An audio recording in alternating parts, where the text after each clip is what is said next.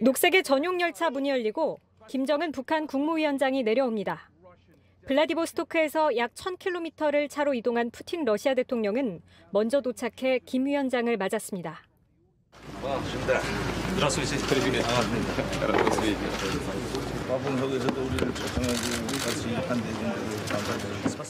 두 사람이 마주한 건 지난 2019년 4월 블라디보스토크 정상회담 이후 처음입니다.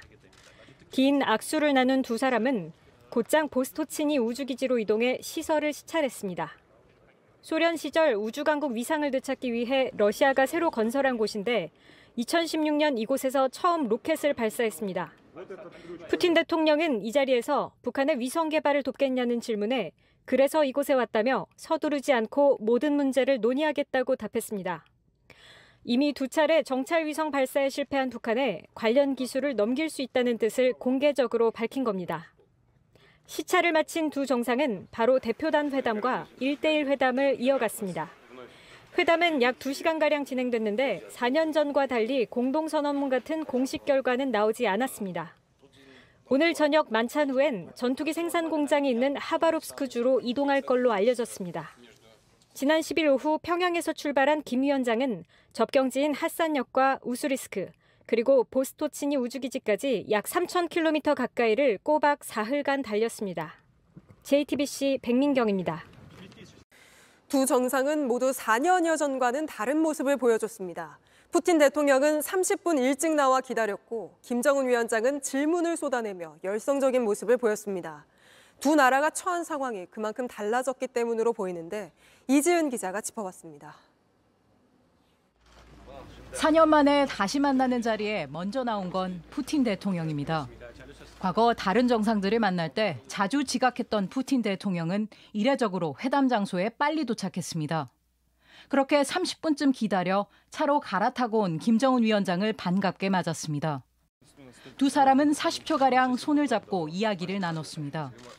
곧 우주기지를 시찰하던 김 위원장은 신형 로켓 설명을 듣다가 부품 크기를 되묻고 보조 비행체까지 포함해서 8m네.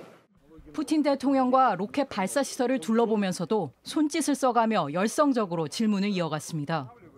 CNN은 호기심 많은 학생 같았다고 평가했습니다.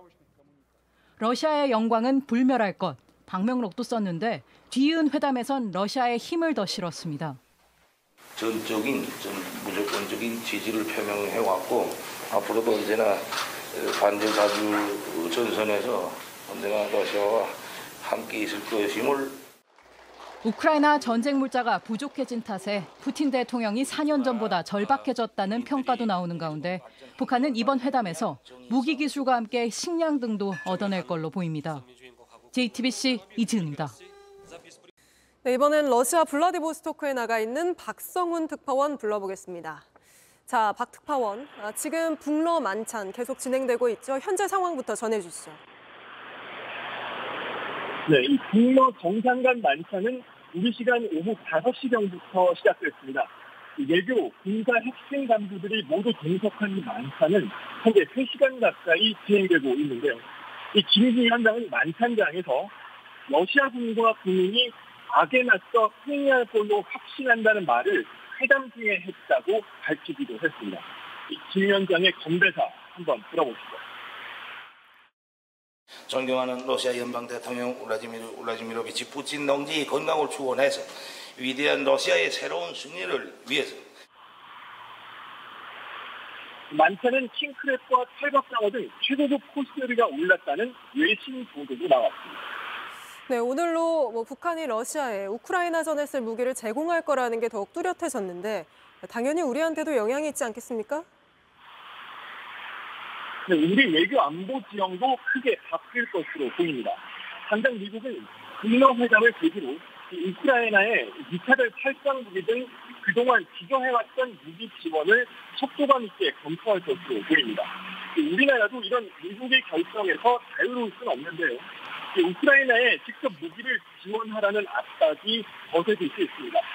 같이 남북 대리전 양상으로 치달을 수 있다는 얘기입니다.